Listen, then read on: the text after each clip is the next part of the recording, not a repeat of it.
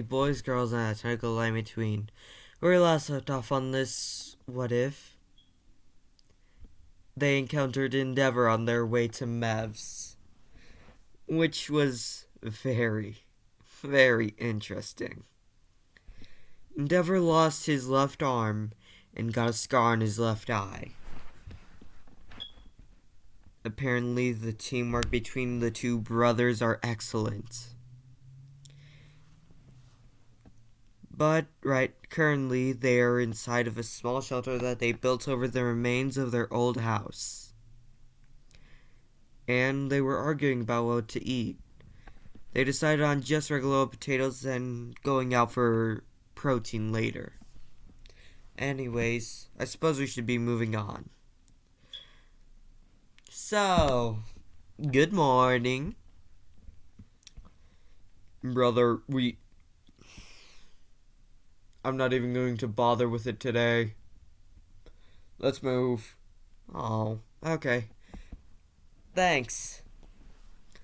Still, every day do we have to work towards a plan? Exactly. I'm assuming that they harvested while we were gone, which means we'll have to visit them individually in order to collect the red potatoes. They'll be key in explosives. Brother, are you sure this is a good idea? Remember, that was your home. They left me out to die. Why should I care what happens to them? It's still your home. Home isn't a direct place, brother. It's a place where you feel safest. It can be a person, maybe an item, or a general area where you feel safe. Honestly, those are the things that count as home. Okay. Just making sure so you don't back down. I've been playing this ever since I was 5 years old. It's been 10 years. Of course I'm not gonna back down. Believe me, everyone will get what they deserve, even me. And what is it you deserve? 2 things: justice and a painful death.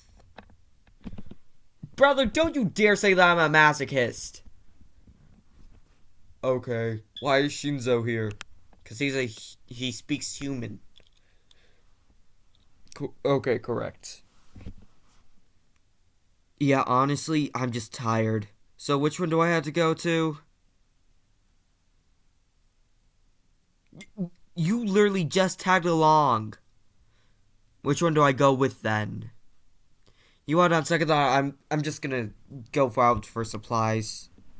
Okay, thanks. You'll go to the gladiators, brother, right? Of course. Mina will most likely listen to you anyways. Oh, yeah. Well, brother, I suppose this is where we part ways temporarily. Yeah. See you next time, brother. We go with Babu, as he's just walking, and it's a long day until he finally arrives. Throughout the years that he's been there, by that I mean training, the years that he's been gone with Izuku, they've all been training. They're all so skilled. They've all been prepared for death and worse.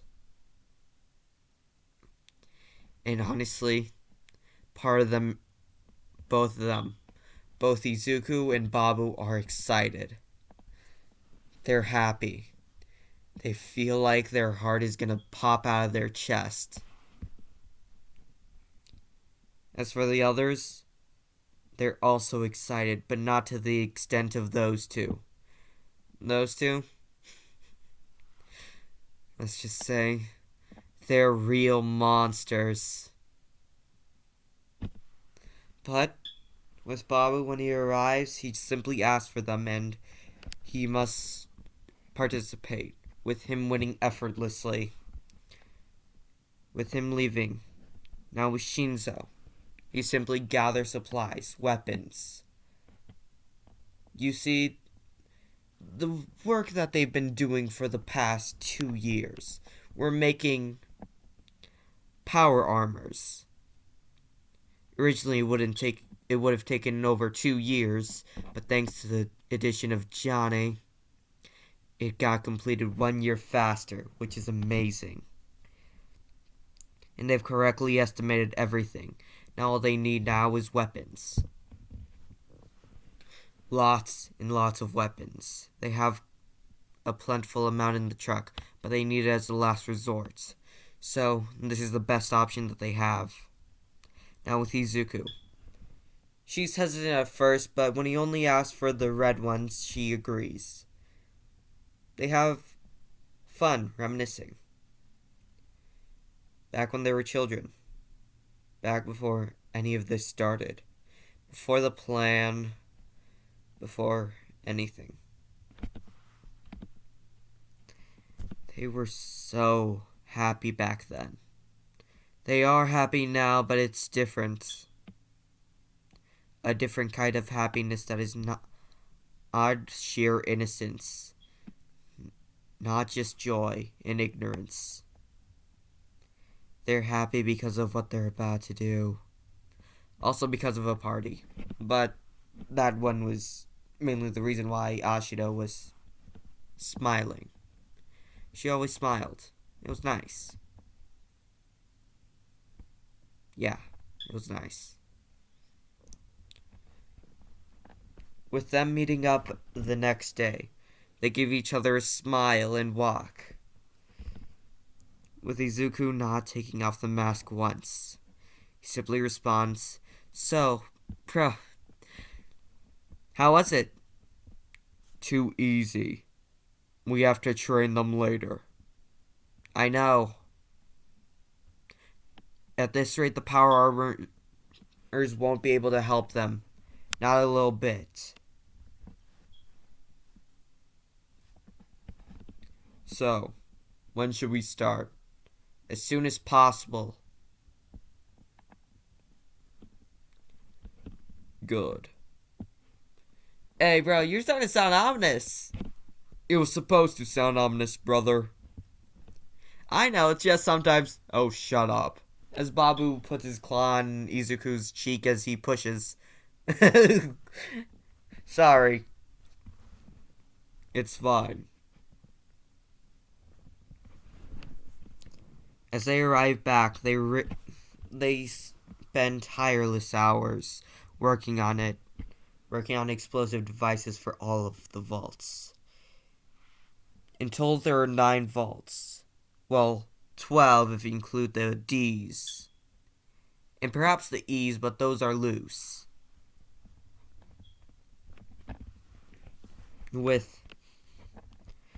In the morning, when the sun is at its highest, they're finished.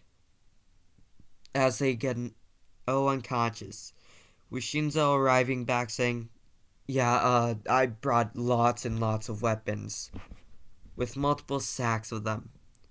Izuku gives him a thumbs up with Babu saying, "Great, we're tired. Just leave her." I'm sorry, can you please repeat that in Japanese? "Right, of course. I said, just leave them in the corner and man the station. We'll get everything set up later." "Alright. I'll just go take a nap." "So we." With many hours passing with John and... what was his name again? I forget. Monoma. They create their own little weapon. A stink bomb, which is surprising to say the least. A few mutated rats here, a few mutated cockroaches there, and a putrid smell. Also a lot, and I mean a lot, of flaming feces.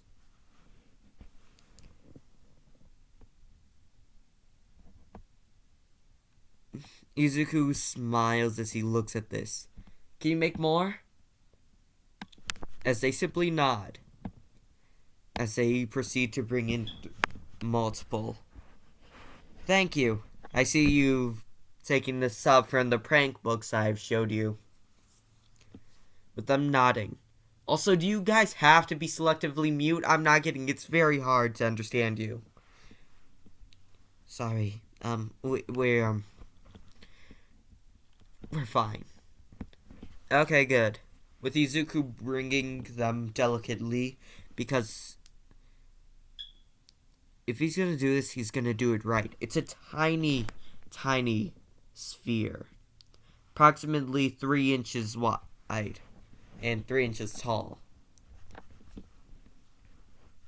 With him putting it inside of the explosive. With this should distract them for a while. You've done excellently, both of you. Now, let's get to work, brother. You know, you two literally just woke up from a nap. You could just, not do this right now. Do you want this to stench up the house? Okay, let me help. Now be careful. Okay, as they place multiple inside of each one. The collective stench from each one should be terrible. With them finishing, they take a week in order to prepare. They rest, gather whatever they can, and prepare the power armors for the use. It's not going to happen now, but it will happen soon. There's going to be a war. A war between those who were seen as powerless and dangerous, sent out to die, against those who are considered heroes, who lie, who have killed, who have done so much wrong. And those who are innocent, who are going to be caught in the crossfire. They will be slaughtered by each side collectively. But they'll try their best to minimize casualties. It's the only thing they can do after all. It's the best they can. With the training going especially well for the gladiators, but not the mutants. They have improved a lot throughout the week, but not enough. Not at a fast enough rate. At this rate, it will take longer than expected. By the next year, it'll start. Unless if they proceed their plan correctly, things will go wrong. So many will die from both ends. But Izuku has a plan for this. He decides to compensate for their weakness. In deciding that they should team up, have teamwork, have a collective hive mind per se. It's nothing evil, just basic teamwork training. Same one him and his brother took. As clearly demonstrated in the fight against Endeavor, those two work very well with each other. In fact, alone they probably could have taken down Endeavor, but they decimated him. He never stood a chance. So each one partners up, with Ashido being partnered up with Izuku as they have fun, doing a specific type of training. Dance fighting. While it may seem silly and somewhat pointless and ineffective, it works for them. And with that, they're a force to be reckoned with. Anyways, that's where we're gonna leave it off. Well, soon there will be a war.